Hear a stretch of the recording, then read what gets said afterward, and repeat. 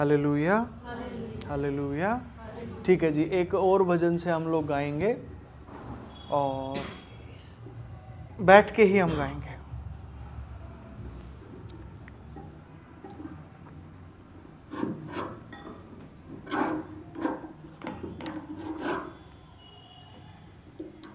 धन्यवाद प्रभु, धन्यवाद प्रभु जी, धन्यवाद प्रभु।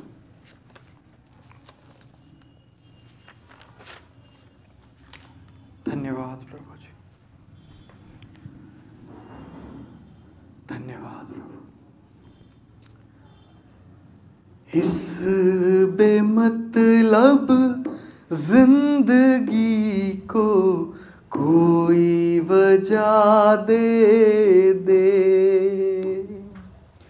इस बेचारी हस्ती को अपनी रजा दे दे,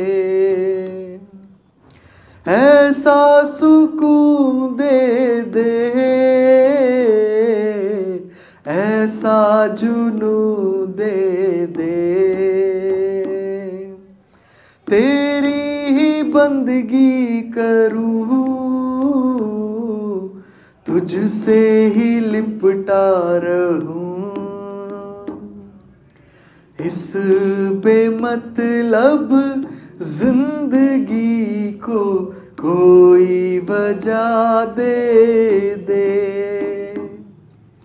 इस बेचारी हस्ती को अपनी रजा दे दे।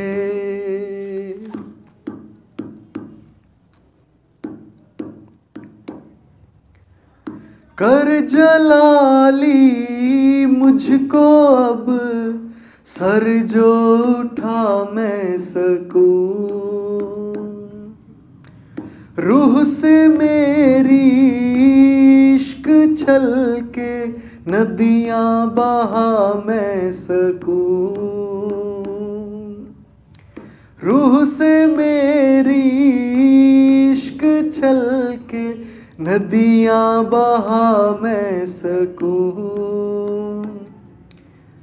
मान ऐसा मुझको दिला के तेरा कहला सकूं, मान ऐसा मुझको दिला के तेरा कहला सकूं, ऐसा सम्मान दे दे, ऐसा रुझान दे दे, ऐसा सम्मान दे दे, ऐसा रुझान दे दे, तेरी ही बंदगी करूं, तुझसे मैं लिपटा रहूं, तेरी ही बंदगी करूं, तुझसे मैं लिपटा रहूं,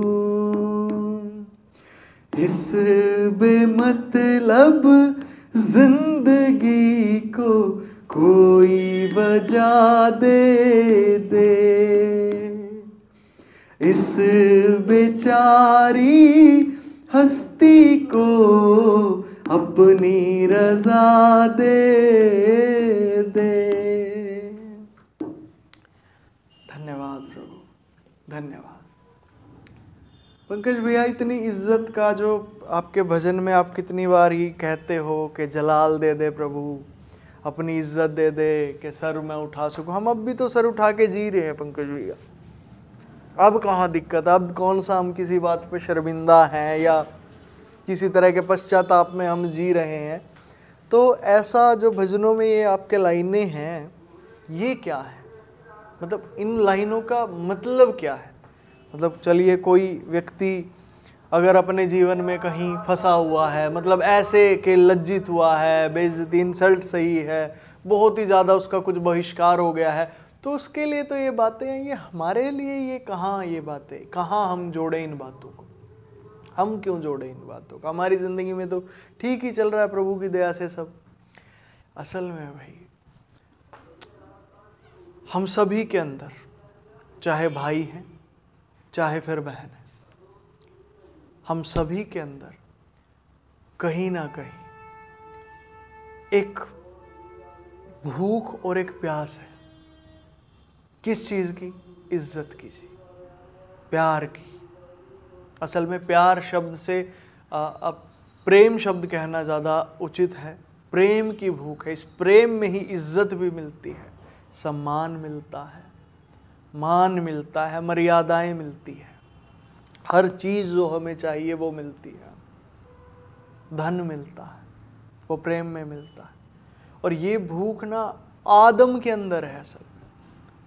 ये उसकी बात ही नहीं है जो कहीं लज्जित हुआ हो। ये उसकी बात ही नहीं है कि हाँ जी कोई लज्जित हुआ है तो जी उसी के लिए ये सब चीज़ें हैं। नहीं नहीं, ये सारी बातें और ये सारी चीज़ें आदम के लिए, क्योंकि उसको ये सारी चीज़ें ना चाहिए हैं भाई, उसे ज़रूरत है इन सब चीज़ों की। हालेलुया।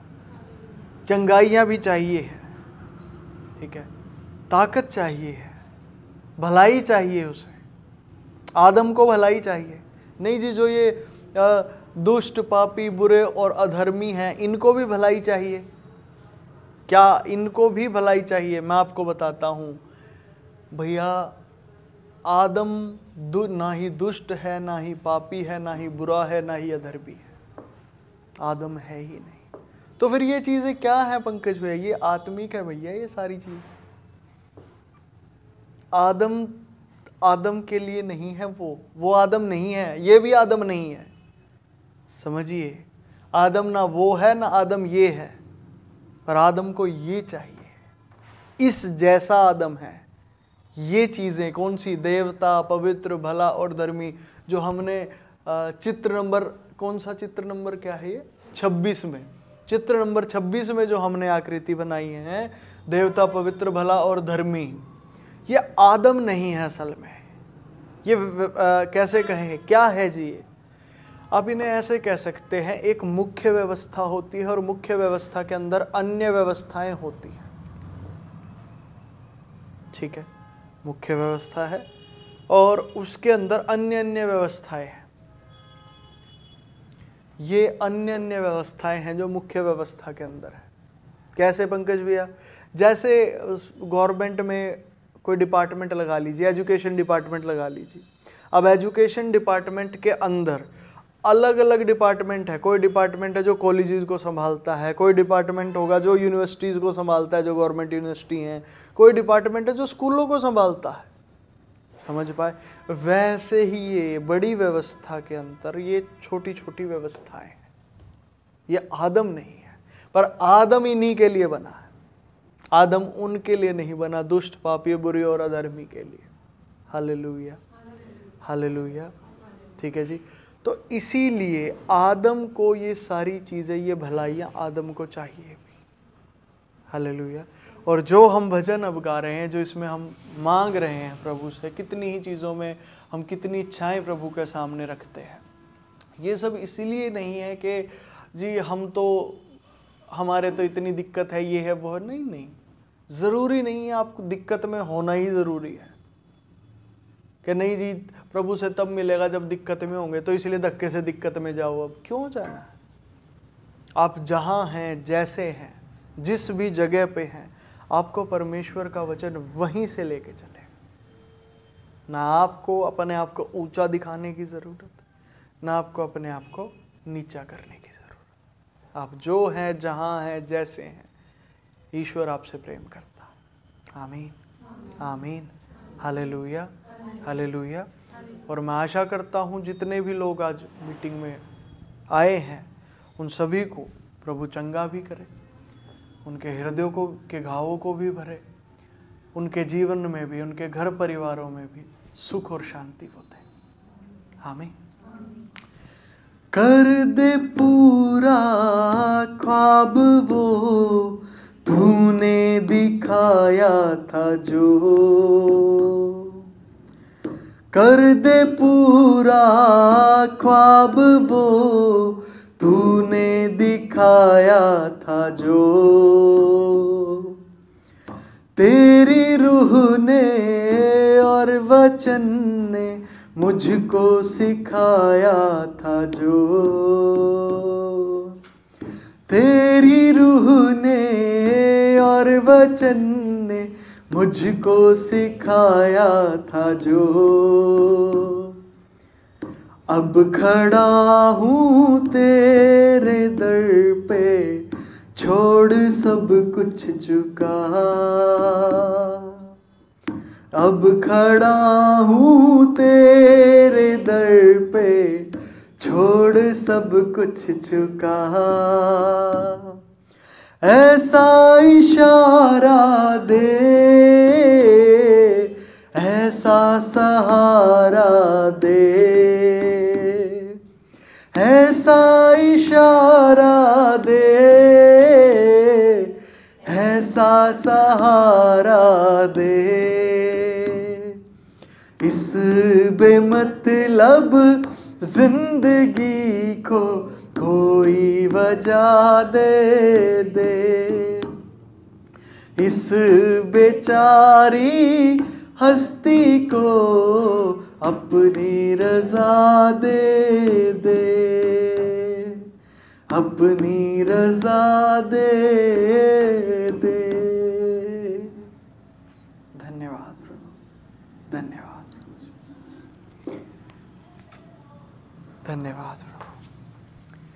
प्यारे प्रभु जी, आपकी पवित्र आत्मा से आज हम सबको आप भरते हैं प्रभु, और आपके जो अभिषेक आपने पहले दिया कलीसिया को भी, यहाँ के हर एक विश्वासी को भी, उससे कई ज़्यादा गुना बड़ा अभिषेक अब आप दीजिए मेरे प्यारे प्रभु जी, और अपने अभिषेक से भर दीजिए।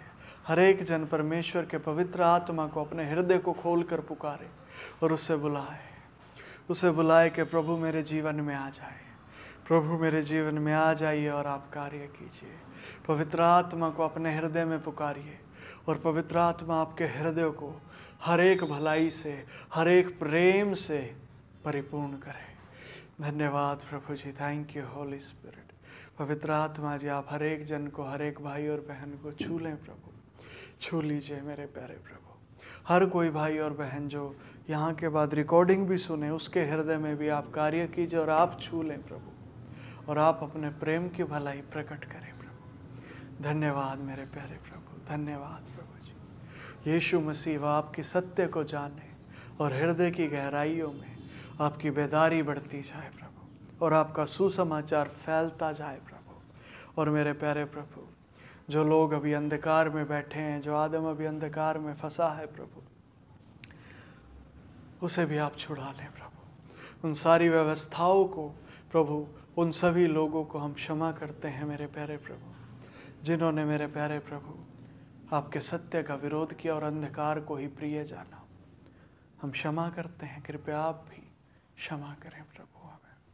धन्यवाद यीशु मसीह नासरी के नाम से, आमीन, आमीन। हालेलुया, हालेलुया, हालेलुया, हालेलुया।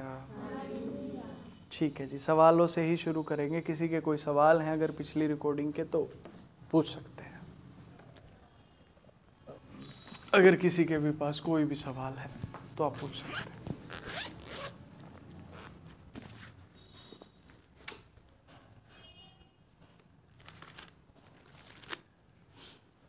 है किसी के पास कोई ऐसी बात हो जो मन में आ रही है और पूछने की है? अगर है तो फिर उन्हीं से ही शुरू करेंगे, या फिर वचन की तरफ आगे चलें। वचन ही पढ़े फिर आगे। ठीक है जी, हालेलुया, हालेलुया। ठीक है जी, बैठने का तरीका थोड़ा सा ठीक करेंगे। हाँ जी, हाँ जी, आप भी श्री आ जाइए इधर। और थोड़ा सो जाइए, थोड़ा और होना पड़ेगा। आप ठीक है। हालेलुया, हालेलुया, हालेलुया। हालेलुया, हालेलुया। ठीक है जी, हम नीति वचन से पढ़ रहे थे, नीति वचन निकालेंगे।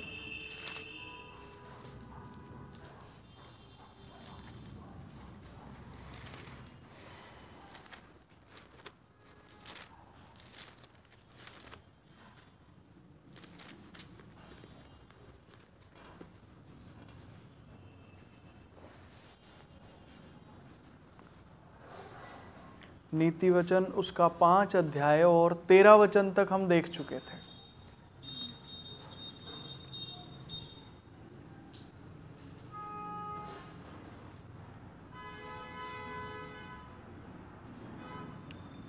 ठीक है जी, 5 का 13 तक हमने देख लिया था और उसके आगे अब हमें पढ़ना है। ऐसा ही है। Hallelujah, hallelujah.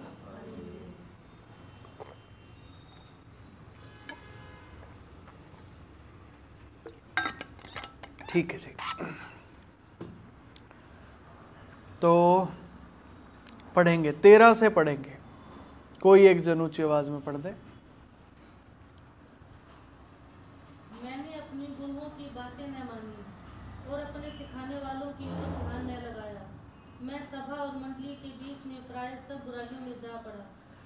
तू अपने ही कुंड बस से बस पानी बस और बस, अपने ही कुएं के सोते का जल पिया करना। हाँ रुक जाइए शिष्य।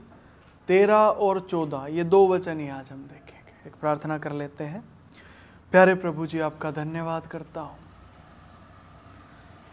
पवित्र आत्मा जी, कृपया आप आइए, हमें पढ़ाएं, सिखाएं, समझाएं और आगे बढ़ाएं, और आपके वचन के द्वारा आज हम सब आशीषित हों, यीशु मसीह के नाम से, आमीन।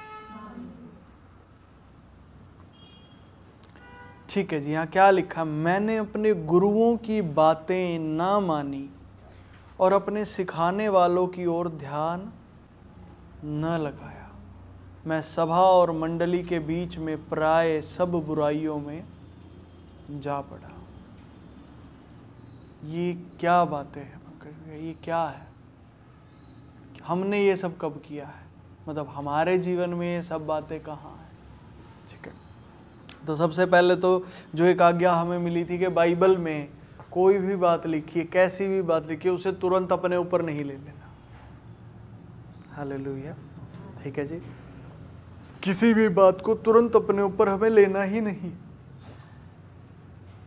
तो पंकज भैया इसको कैसे देखें? जो बात बाइबल में जहाँ है और जैसी है उसको वहाँ और वैसा ही समझना पड़ेगा। आमीन, आमीन। ठीक है, मैंने अपने गुरुओं की बात ना मानी। ये क्या बात है? ये किसके लिए बात है पंकज भैया? चलिए मान लेते हैं कि ये बात हमारे लिए नहीं है, तो ये किसके लिए बात है फिर? ये आदम ही के लिए ये बात है भाई, ये आदम ही की बात है। नहीं पंकज भैया, इससे पहले तो हमने देखा कि व्यभिचार के विरुद्ध चेतावनी इस चैप्टर की हेडिंग भी है, और ये फिर ये शुरू में चैप्टर में समझाया जा रहा है, हे मेरे पुत्र मेरी बुद्धि की बातों पे ध्यान दे, मेरी समझ की ओर कान लगा। तो अब ये आदम कहाँ से आ गया यहाँ पे भाई? ये बात असल में आदम और परमेश्वर के बीच में हो रही है। ये जितनी बातें हो रही हैं इस अध्याय में, ये आदम और परमेश्वर के बीच की बात है। परम प्रधान परमेश्वर ये बातें आदम से कर रहा है। हालेलुया। नहीं जी, ये तो सुलेमान के नीति वचन हैं। तो सुलेमान भी आदम है, सुलेमान भी एक आदमी है, वो भी आदम में ही है, वो भी आदम से ही है। हालेलुया, हालेलुया। ठीक है जी, तो मैंने अपने गुरुओं की बात न मानी। ये कौन है गुरु पंकज भैया? फिर ये किसकी बात आदम ने नहीं मानी थी जिसके विषय में ये बात लिखी गई है? मतलब ये कौन है? ये कौन से गुरु हैं जिनकी बातचीत आदम को माननी चाहिए थी, जिसकी वजह से अब तक कहीं ना कहीं हम कमज़ोर हैं, अब तक कहीं ना कहीं हम पछता रहे हैं कि जो दुष्ट, पापी, बुरा और अधर्मी, हम इनके चंगुल में आदम फंस गया, इस बुराई में जा पड़ा। ये देखिए यहीं पे लिखा है ये कि मैं सभा और मंडली के बीच में प्राय सब बुराइयों में जा पड़ा। ये क्या हुआ यहाँ पे? ये कौन से गुरु थे? ये कौन से गुरु हैं? पंकज भैया बताइए कि ये गुरु कौन है?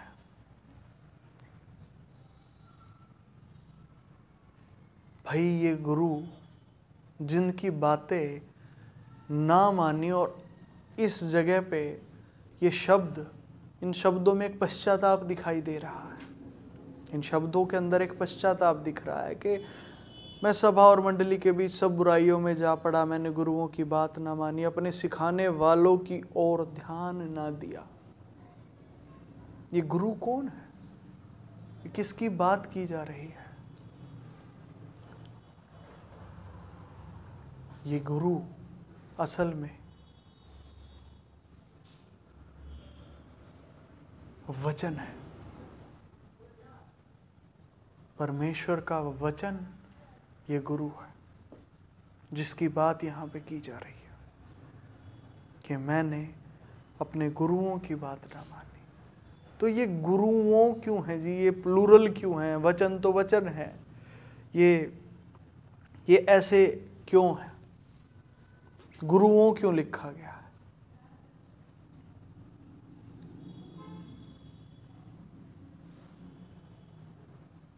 भाई ये गुरुओं असल मायने में, ये आप ऐसे समझिए इस बात को, ठीक है? जो उदाहरण मैंने अभी दिया था वो डिपार्टमेंट वाला, उसी को ही दोबारा दे देते हैं। मान लीजिए कोई बच्चा किसी स्कूल में पढ़ता है, ठीक है? अब वहाँ स्कूल में ना अलग अलग पीरियड्स लगते हैं, क्लासेस लगती है। पहले तो क्लास अलग अलग होती है हर किसी की, फिर अलग अलग पीरियड लगते हैं, कोई हिंदी का, कोई इंग्लिश का, कोई किसी सब्जेक्ट का, कोई किसी विषय का, ठीक है जी? अब वहाँ पे अलग अलग टीचर्स पढ़ाने आते हैं। हिंदी को पढ़ाएगा हिंदी वाले सर, इंग्लिश पढ़ाएंगे इंग्लिश वाली मैम, या जो भी है, ठीक है जी? पर अगर आपसे कोई पूछता है कि जी हाँ जी आपका बच्चा कहाँ पढ़ता है, तो आप स्कूल का नाम लेंगे या उस टीचर का नाम बताएंगे? स्कूल का नाम लेंगे, ऑब्वियस सी बात है। वैसे ही ये भी है, वचन हमें तरह तरह की शिक्षाएं देता है, हर तरह की शिक्षा देता। समझ पा रहे? स्कूल में ऐसा नहीं कि इंग्लिश मीडियम स्कूल है तो बस इंग्लिश पढ़ाई जाएगी वहाँ, नहीं, वहाँ हिंदी भी पढ़ाई जाएगी, संस्कृत भी पढ़ाई जा सकती है। वहाँ पे क्या कहे, सामाजिक विज्ञान भी पढ़ाया जाता है, वहाँ विज्ञान भी पढ़ाया जाता है। ये बात समझ पा रहे हैं मेरी? अलग अलग विषय वहाँ पे पढ़ाए जाएंगे। ये नहीं है कि इंग्लिश मीडियम में तो इंग्लिश ही पढ़ेंगे। तो इसका मतलब ये नहीं है कि अगर वचन की शिक्षा है तो ये सिर्फ, आप समझिए बड़े ध्यान से, कि ये सिर्फ धार्मिक हिस्से तक ही सीमित है। ये मनुष्य के हर हिस्से की शिक्षा है। आदम को जहाँ जहाँ जो जो चाहिए वचन हर जगह पूर्ति करेगा। ये सिर्फ एक जगह के लिए नहीं है कि हम सोचे कि भाई हमारे तो बस एक ही जीवन में एक ही हिस्सा है, बस धार्मिक हिस्सा, वहाँ पे वचन की ज़रूरत है और कहीं नहीं। वचन हर चीज़ की शिक्षा देगा। पर जब बात की जाएगी कि भाई शिक्षा कौन दे रहा है, वचन दे रहा है, परमेश्वर का वचन दे रहा है शिक्षा। Hallelujah, hallelujah. और गुरुओं फिर कौन हुए जी? वचन में ही अलग अलग हिस्सों में वचन काम करता है। कभी वो हमारे व्यक्तिगत जीवन में हमें बताता है कि आप अपने व्यक्तिगत जीवन में ऐसे, जैसे कितनी बार हम काउंसलिंग करते हैं, ठीक है? काउंसलिंग का सेशन होता है। काउंसलिंग का सेशन क्या होता है पंकज भैया? काउंसलिंग का सेशन होता है कि आप अकेले आप बातचीत कर सकते हैं। मतलब आपसे बातचीत की जाएगी, आपके अंदर जो भी बातें हैं जो कि आप सबके सामने आप नहीं कर सकते या नहीं कर पाते, या फिर कुछ ऐसी चीज़ें हैं, समझ पाइए, जो आपके अंदर कहीं उलझी हुई है और आपको समझ नहीं आ रही है कि क्या गड़बड़े है, तब आप काउंसलिंग का अगला अलग से सेशन में लेते हैं भाग। और उस सेशन में क्या होता है, वचन ही आपको वहाँ से निकालता है। पर वो वचन उस समय पे ज़रूरी नहीं है धार्मिकता से जुड़ा होगा, ठीक है। वो वचन आपके व्यक्तिगत जीवन को लेके वहाँ से निकाल के आपको आगे लेके चलेगा। वो भी वचन है, अब वो भी गुरु है, वो भी वचन तो गुरु ही कहलाएगा। चाहे वो आपके पर्सनल ज़िंदगी को देख रहा है या फिर आपकी सामाजिक ज़िंदगी को देख रहा है या फिर आपकी धार्मिक आस्था को देख रहा है। हालेलुया, ठीक है जी। अब ये बात समझ आई कि ये गुरुओं क्या है, ठीक है। ये गुरुओं शब्द क्यों इस्तेमाल किया गया है, ये आप ऐसा ही समझिए, वचन है। और वो जब अलग अलग हिस्सों में अलग अलग तरीके से आपको सिखाता है, तो उन सारे हिस्सों में सिखाने वाला जो वचन अलग अलग रूप लेकर आपको सिखा रहा है, उनको गुरु कह दिया गया। वो सारे ही गुरु हैं, इसीलिए वो गुरुओं कहा गया है। Hallelujah, hallelujah. मैंने अपने गुरुओं की बातें ना मानी और अपने सिखाने वालों की ओर ध्यान न लगाया। अब जिस सिखाने वालों, अब ये भी सिखाने वालों हैं, जबकि सिखाने वाला शब्द नए नियम में पवित्र आत्मा के लिए इस्तेमाल किया गया। हालेलुया। नहीं जी, कहाँ लिखा है ऐसा? ऐसा लिखा है, यीशु मसीह ने अपने चेलों को कहा था कि जब पवित्र आत्मा आएगा वो तुम्हें सब बातें सिखाएगा। ऐसा पवित्र आत्मा के विषय में लिखा गया कि पवित्र आत्मा सब बातें सिखाएगा। Hallelujah, hallelujah. तो पंकज भैया यहाँ पे सिखाने वालों क्यों है?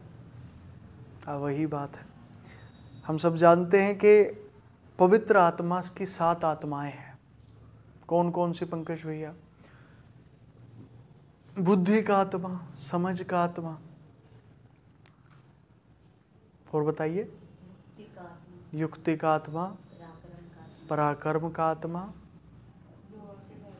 यहोवा के भय का आत्मा, यहोवा का आत्मा, और आ चुका है, समझ भी आ चुका है। बुद्धि और समझ शुरू में आ गए। ज्ञान का आत्मा, हालेलुया, ज्ञान का आत्मा। ये 7 आत्माएं हैं परमेश्वर की। ये 7 आत्माएं हमें सिखाती हैं, इसलिए यहाँ पे लिखा गया सिखाने वालों। हालेलुया। तो क्या पंकज भैया ये मतलब जो आदम है या आदमी है उसने ऐसा किया, उससे ऐसा हुआ? उसने वचन की ओर ध्यान वो नहीं लगा पाया, फिर अपने सिखाने वालों की ओर भी ध्यान नहीं लगा पाया। गुरुओं की बात ना मानी, यानी कि वचन की बात उसने नहीं मानी, और पवित्र आत्मा जो उसे सिखा रहा था वो उससे भी सीख नहीं पाया। Hallelujah, hallelujah. और इसका परिणाम क्या हुआ? मैं सभा और मंडली के बीच में प्राय सब बुराइयों में जा पड़ा। इस वजह से आदम इन सब बुराइयों में फंस गया। भाई अब ये वचन समझ आया? Hallelujah, hallelujah. और हम अक्सर बस किसी बात को ना अपने ही ऊपर ले लेते हैं। नहीं जी, चलो मान लेते हैं कि हम अपने ऊपर ले लेते हैं, उसमें गलत क्या होता? उसमें गलत क्या होता? भैया एक तो बात ये है कि आपको आपके ऊपर कोई दोष लगा के कि भाई आपने ये गलत काम कर दिया, और एक आपको ये पता चले कि भैया पूरी दुनिया इस गलत काम को कर रही है। क्या फर्क नहीं है? एक तो आपके ऊपर ही कोई उंगली लगा उठा के ये कहे भाई तू ही गलत है, बस बाकी का कोई लेना नहीं, तूने ये गलत काम किया है। एक आपको ये पता चले भाई ये गलत काम ना दुनिया भर में हो रहा है, और अब मैं तो वो हूँ जिसके ऊपर ईश्वर ये बात प्रकट कर रहा है कि क्या गलत हो रहा है भाई, क्या बुराई हुई है, कैसे वो बुराई हुई है और वो गलत काम क्या हुआ है और उसको कैसे अब ठीक किया जा सकता है। Hallelujah, hallelujah. दोनों बातों में फर्क है ना। इसलिए आपको किसी भी बाइबल की बात को, शास्त्रों की बात को अपने ऊपर ऐसे नहीं ले ले। Hallelujah, hallelujah. पंकज भैया, इसका और क्या फायदा है जो हम लिटरली सीधे सीधे तौर पे देख सकते हैं?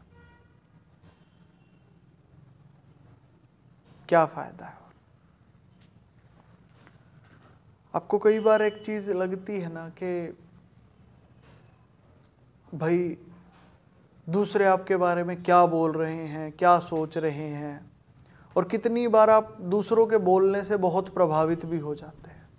मान लीजिए कोई आपके बारे में बुरा बोल रहा है, बुराई कर रहा है, बुरी बुरी बातें कह रहा है। अब झूठ या सच ये नहीं हम कंसीडर कर रहे फिलहाल। बस कोई अगर बुरा बोल रहा है तो गुस्सा आता है। क्यों? क्योंकि कंसीडर कर रहे हैं उसकी बात को। हम ये भी नहीं समझ पा रहे कि ये व्यक्ति झूठ बोल रहा है या सच बोल रहा है। चाहे पता भी लग जाए आपको कि भैया झूठ बोल रहा है, फिर भी गुस्सा आएगा आपको, बुरा क्यों बोल रहा है हमारे बारे में। अगर हम उससे ताकतवर है तो हम अपनी ताकत का सहारा लेके उसका मुंह बंद करने की कोशिश करते हैं। अगर वो हमसे ताकतवर है तो हम और कोई तरीके सोचते हैं कैसे इससे बचा जाए। यही होता है। पर असल में ये समाधान तो नहीं है। इससे ये समाधान कैसे हुआ? ये समाधान नहीं, ये तो आप ऐसे समझिए एक टेम्पररी काम है। मान लीजिए आपकी छत टपक रही है, ठीक है, तो आपने क्या किया, टपकने से ना बाल्टी अड़ा दी वहां पे कि हाँ जी अब टपकेगा तो पर बाल्टी में इकट्ठा हो जाएगा, तो बाल्टी को फेंक दे। पर क्या ये पूरा समाधान है? ये तो टेम्परेरी काम है भाई। हो सकता है किसी दिन आपके पास वो खाली बाल्टी ना हो, किसी और काम में इस्तेमाल हो रही है और छत आपकी फिर टपक रही है। तो समाधान तो तब होगा ना जब आप छत को रिपेयर करें। मतलब ये मैंने सिर्फ एक उदाहरण दिया है। Hallelujah, hallelujah. वैसे ही तो इस बात से क्या होगा पंकज भैया, अगर हम बाइबल की बातों को या और भी शास्त्र की बातों को अपने ऊपर डायरेक्टली ना लेंगे तो उससे क्या होगा? उससे भैया ये जो बाहर की बातें आती है ये भी आप लेना छोड़ देंगे। वैसे आपसे छूटती नहीं है, वैसे नहीं छूटती है। जब आप ये शास्त्रों की बातों को अपने ऊपर लेना छोड़, जी हम तो शास्त्र पढ़ना ही छोड़ देंगे पंकज भैया, छोड़ो आप क्या ऊपर लेना और क्या नहीं लेना, हम तो पढ़ते ही नहीं है शास्त्र। हाँ ऐसा भी बोला जा सकता है जी, हम तो वैसे भी कम ही पढ़ते थे और अब तो आपने कह दिया इन बातों को ऊपर नहीं लेना है तो अब तो बिल्कुल छोड़ देंगे हम पढ़ना।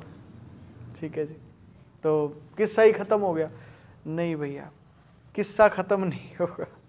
ये तो कुछ ऐसी बात होगी जी, आपकी छत टपक रही है, ठीक है, आपकी छत टपक रही है, आपने किसी और की छत देख ली कि टपकती है भाई छत, तो हम घर ही नहीं बनाएंगे जी अब।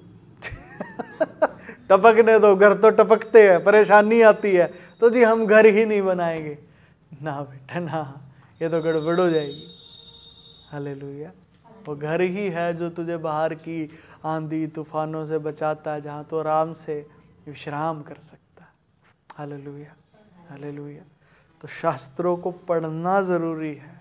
ऐसा नहीं है अगर हम नहीं पढ़ेंगे तो जी बाहर की बातें आनी हमारे ऊपर बंद है। वो तो ऑलरेडी आ रही हैं आपके पास। ये बात समझ आई आपको? वो चीज़ें तो आपके पास ऑलरेडी आ ही रही हैं, आंधियाँ तूफान वो तो सब आपसे टकरा रहे ही है ना। अगर आप दीवारें बनाओगे तो आपको फ़ायदा ही होगा। तो अगर आप शास्त्रों से परमेश्वर का ज्ञान आपको मिलेगा तो आपको फ़ायदा है, आप बचेंगे। आमीन। आपको विश्राम मिलेगा, आपको आराम मिलेगा। ये बात समझ पा रहे हैं? हालेलुया, हालेलुया। ठीक है जी। पर उसको पढ़ते पढ़ते भी जो आज्ञा मिली है उसको ऐसे बनवाओ छत को कि वो लीकेज ना हो। उसे पक्की छत बनवाओ भैया। अब जब टेक्नोलॉजी बढ़ गई है, हालेलुया, वैसे ही भक्ति का स्तर हमारा बढ़ रहा है। ईश्वर परमेश्वर अपने वचन से हमें सिखाता जा रहा है, तो हमारे भक्ति का स्तर बढ़ रहा है। तो जब ये हमारा स्तर बढ़ रहा है तो अब उसी हिसाब से चलना है ना प्रभु में भी। आमीन, आमीन। अब समझ पाए कि शास्त्रों को पढ़ना भी क्यों ज़रूरी है, उसका ज्ञान भी क्यों ज़रूरी है, और ज्ञान के साथ साथ जो आज्ञाएं दी जाती हैं उनको मानना भी क्यों ज़रूरी है। आमीन, हालेलुया, हालेलुया। तो वो सारी बातें हम लेना ही छोड़ देंगे। लेना छोड़ देंगे का क्या मतलब है जी?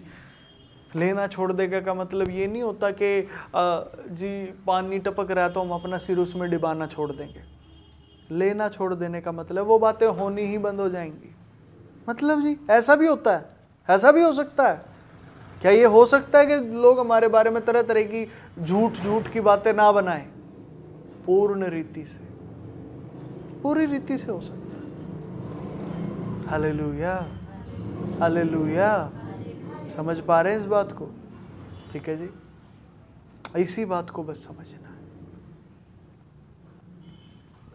मैं सभा और मंडली के बीच में प्राय सब बुराइयों में जा पड़ा। ये हुआ क्योंकि गुरुओं की, वचन की और पवित्र आत्मा की शिक्षाओं को नहीं लिया गया।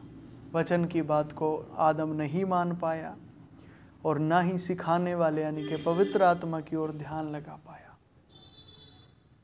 इस वजह से वो बुराइयों में जा गिरा। तो अब निकलेंगे कैसे पंकज भैया? इससे निकलने का तरीका भी तो बताओ जरा। इससे निकलेंगे कैसे भाई? असल में ना प्रॉब्लम समझ आना ज़्यादा ज़रूरी है। प्रॉब्लम ही समझ नहीं आती है, समस्या क्या है हमारे साथ वही समझ नहीं आती है। जैसे कि आज मैं बता रहा था कि रिकॉर्डिंग से मैं भी आशीषित हुआ। और कैसे हुआ? रिकॉर्डिंग में एक फ्रेज था, उस फ्रेज में मैंने ऐसा कहा था, क्वेश्चन था असल में पिछली रिकॉर्डिंग में। मैंने कहा था पंकज भैया हम आज्ञाएं मान रहे हैं और ये चीज़ें, तो समस्याएं सोल्व, हमारी जो समस्याएं हैं वो हट क्यों नहीं रही? ये सवाल था मेरा। अभी थोड़ी देर पहले ऊपर यहाँ नीचे आने से पहले मीटिंग में तो मैंने रिकॉर्डिंग ही चला रखी थी, तो वो जवाब तुरंत मेरे सामने आया कि आपकी समस्या बाहर नहीं है, वो आपका दिमाग है।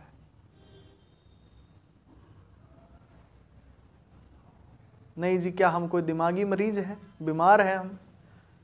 ऐसे नहीं कह सकते इस बात को। बीमार उसे कहा जाता है कि जो एक नॉर्मल लेवल से गिरा हुआ है। नॉर्मल लेवल से तो हम हैं बहुत बहुत सही है, ठीक है जी, वो नहीं। आदम का लेवल जो होना चाहिए ना भाई, वहाँ पे आदम के लेवल पे कुछ गड़बड़ है। तो क्या गड़बड़ है जी? दिमाग की। दिमाग के साथ आपकी ट्यूनिंग नहीं, यही जवाब मिला था पिछली बार। या दिमाग के साथ आपका जो रिश्ता होना चाहिए ना, आपके ही खुद के दिमाग के साथ, वो सही नहीं है। आपका दिमाग, आप अपने दिमाग को छोड़ के आप दूसरों के दिमाग पे बहुत ज़्यादा ध्यान देते हैं। नहीं पंकज भैया, ये बात तो बाहर के मोटिवेशनल स्पीकर भी बता देंगे। वो हल नहीं ना बता सकते। They can not correct this wrong thing. वो इस गलत चीज़ को ठीक नहीं कर सकते। तो कौन ठीक कर सकता है जी? क्या आप ठीक कर सकते हैं? ऐसे कहना ठीक नहीं है कि मैं ठीक कर सकता हूँ, ऐसे कहना ठीक है ईश्वर ठीक कर सकता है इस वचन के द्वारा, जो वचन मैं आपको दे रहा हूँ। आमीन। तो जब मैंने वो बात सुनी तो एकदम से मेरे माइंड में भी शांति आई, क्योंकि मैं जो बाहर समस्याएं चल रही हैं, मैं समस्याओं की तरफ भाग रहा हूँ कि कैसे इनको ठीक करूँ। और जो चित्र 28 में हमने बनाया हुआ है कि एक विश्वासी को परेशानी और सकेती की तरफ नहीं, शांति और चौड़े स्थान की तरफ देखना है, इसको मान ही नहीं पा रहा हूँ। क्योंकि जहाँ समस्या दिखती है वहाँ समाधान करने के लिए जाने के लिए मन करता है। पर अब जब जगह पता चली एग्जैक्टली कि भैया जो समस्या आपको बाहर दिख रही है ना, वो बाहर है ही नहीं, वो अंदर कहीं दिमाग समस्या है। आदम का दिमाग उसके लिए समस्या है। तो तब मैं ये इस आज्ञा को मान पाया, जब वो वचन को मैंने वहाँ पे सुना। हालेलुया, हालेलुया। ठीक है जी, इसलिए ये महत्व है वचन का। और जब पवित्र आत्मा आपको ये बात समझाता है तब ये चीज़ें होती। और पवित्र आत्मा केवल आपको समझाने और सिखाने के लिए ही नहीं है, पवित्र आत्मा युक्ति का आत्मा है। ठीक है जी, वो पराक्रम का आत्मा भी है। आप अगर पवित्र आत्मा के एक ही हिस्से को बस लेंगे कि जी बुद्धि और समझ देता है पवित्र आत्मा, तो नहीं भैया, वो आपको ज्ञान देता है, वो आपको पराक्रम देता है, वो ताकत देता है आपको, वो आपको युक्तियां देता है कि कैसे चलना है, वो आपको भय देता है। कौन सा भय जी? वही भय जो किसी और के मन में आपके प्रति बुरी बातें आने से रोक देगा। वो भय भी पवित्र आत्मा देता। कोई और आपके प्रति बुरी बातें या बुरे काम कर रहा है, बुरी सोच रख रहा है, बुरे विचार कर रहा है, उसके हृदय में वो भय आएगा परमेश्वर का। वो भय उसे सोचने ही नहीं देगा उस तरफ। Hallelujah, hallelujah. समझ पा रहे हैं इस बात को? ठीक है जी।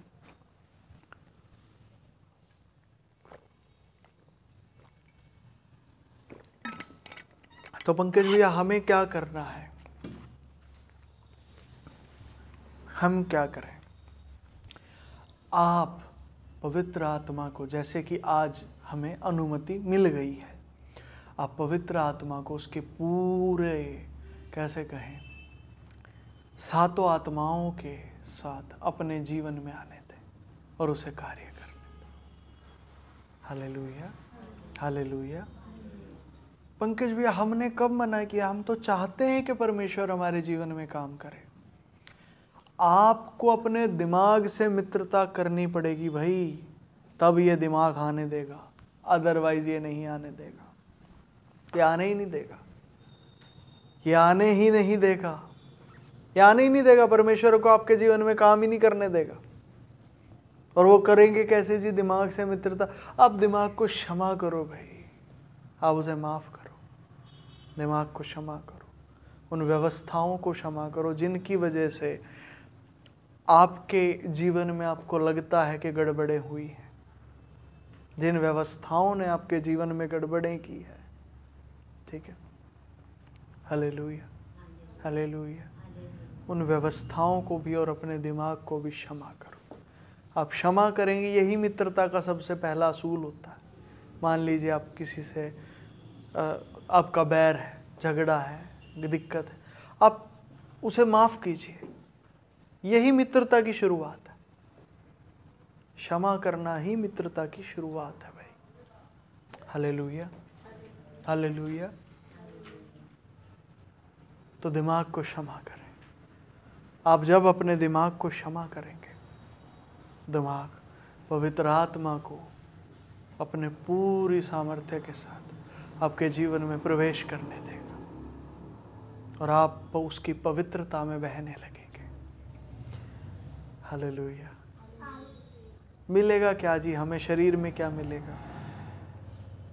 आनंद, शांति, उत्साह और संपन्नता। ये चारों चीज़ें आपको मिलेंगी। हालेलुया।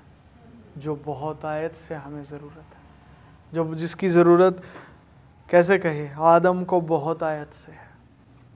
हालेलुया, हालेलुया, हालेलुया, हालेलुया, हालेलुया, हालेलुया, हालेलुया, हालेलुया। ठीक है जी। तो चलिए एक अंगीकार करते हैं और अपने दिमाग को भी क्षमा करेंगे। हालेलुया।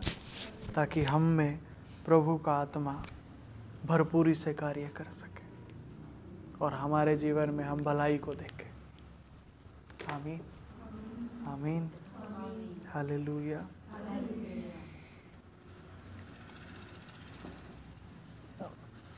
ठीक है जी, एक अंगीकार करेंगे, आप मेरे पीछे दोहरा सकते हैं उसे, ठीक है, पर अपने हृदय से अंगीकार करें, अपने हृदय से ही क्षमा करेंगे। मतलब दिमाग को क्षमा करना क्या, खुद को क्षमा करना है जी। खुद में दिमाग भी आ गया, आप भी आगे, बहुत सी चीज़ें आ जाएंगी खुद में, तो आपका शरीर, आत्मा, प्राण सब कुछ आ जाएगा खुद में। तो इसलिए खुद शब्द ना इस्तेमाल करके हमने प्रॉपरली दिमाग शब्द यहाँ इस्तेमाल किया, ठीक है।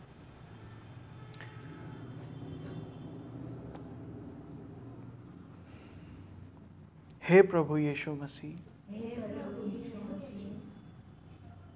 मैं क्षमा चाहता हूँ, इन सारे झंझटों से छुटकारा चाहता हूँ, कृपया मुझे क्षमा करें। मैं भी अपने अपराधियों को, इन सारी व्यवस्थाओं को और अपने दिमाग को भी क्षमा करता हूँ। कृपया आप भी मुझे क्षमा करें। यीशु मसीह का लहू स्वीकार करें प्रभु।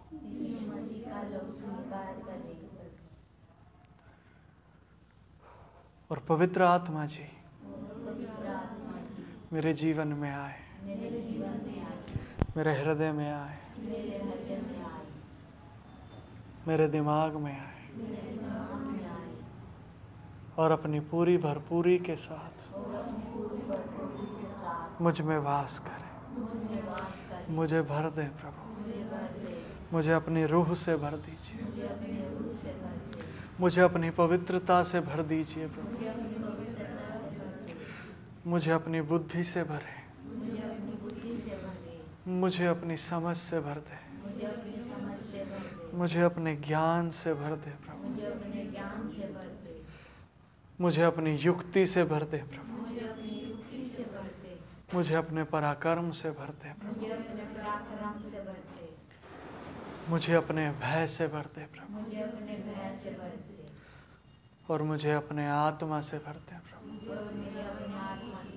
यहोवा के आत्मा से अभिषेक करें प्रभु। धन्यवाद प्रभु, धन्यवाद प्रभु, धन्यवाद प्रभु। ठीक है जी। हालेलुया, हालेलुया, हालेलुया, हालेलुया, हालेलुया। ठीक है जी, किसी का कोई सवाल आज की सारी बातों में है तो आप पूछ सकते हैं, नहीं तो फिर हम पूरा करेंगे प्रार्थना करने के बाद।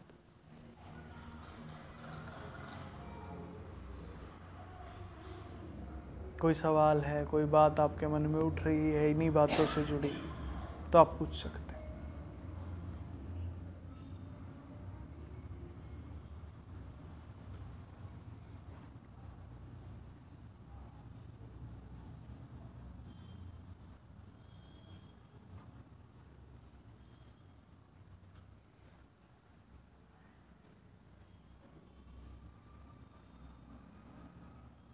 ठीक है, ठीक है जी। जिस किसी के भी कोई सवाल हो फिर तो आप मैसेज कर सकते हैं, नहीं तो यूट्यूब पे जहाँ हम वीडियोस डालते हैं वहाँ पे आप कमेंट करके भी पूछ सकते हैं, और नहीं तो अगली मीटिंग में भी आप उसे सवाल को लिख सकते हैं, लिख के आप ला सकते हैं। जब हम अगली बार मिलेंगे तो उस दौरान भी आप उस सवाल को पूछ सकते हैं। हालेलुया, हालेलुया, हालेलुया। ठीक है जी, तो प्रार्थना करें। ठीक है जी, हम प्रार्थना करेंगे। दान के लिए भी साथ में ही मैं प्रार्थना कर दूंगा। जो कोई दान के हृदय से आया है तो वो अपने मन में सोच लीजिएगा इस प्रार्थना के दौरान, और जब प्रार्थना करेंगे फिर आप मांग सकते हैं जो भी आपके हृदय की इच्छाएं हैं, और प्रभु उसे पूरा करें। धन्यवाद प्रभु जी, आपका शुक्र करता हूँ आज के सारे वचन के लिए, पवित्र आत्मा के लिए आपका धन्यवाद। वो अभिषेक जो आपने मुझ पे दिया है प्रभु, उसके द्वारा मैं आशीष है और आपकी हर नेहमत है, हर एक सुनने वाले और हर एक इंटरेक्शन में आने वाले भाई और बहन आपके बेटे आदम पर रिलीज करता हूँ प्रभु, वो बहें और जीवन बहें प्रभु। धन्यवाद प्रभु, आपके अनुग्रह में हर एक भाई और बहन शांति पाए।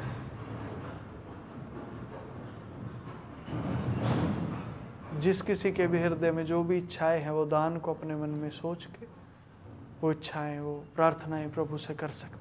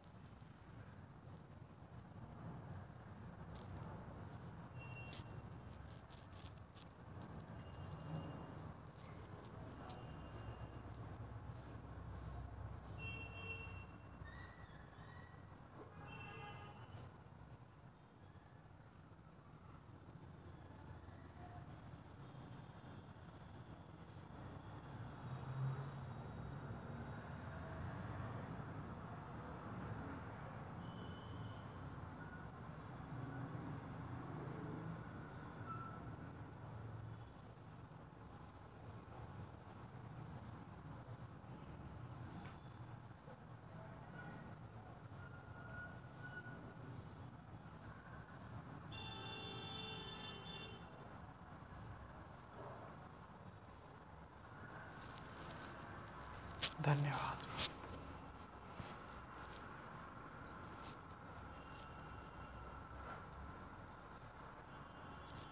धन्यवाद।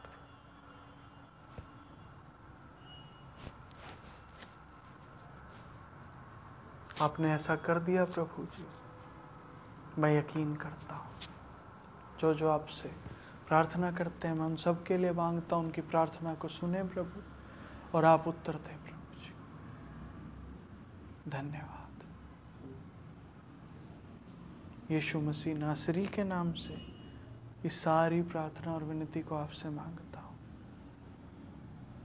और अगली बार मिलने तक हम सबको आप संभाले रहें प्रभु और अपने में आगे बढ़ाएं। अगली बार जब हम मिलें तो आपके और आनंद में और शांति में और गवाहियों के साथ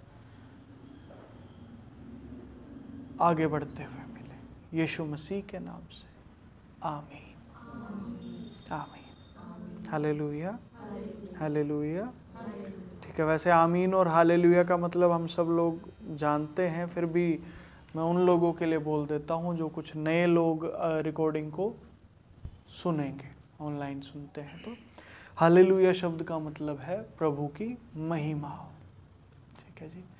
और आमीन शब्द का अर्थ है जो हम हर प्रार्थना के बाद बोलते हैं, इसका मतलब है कि हाँ प्रभु ऐसा ही हो, आप स्वीकार करें प्रभु, ऐसा ही हो जाए।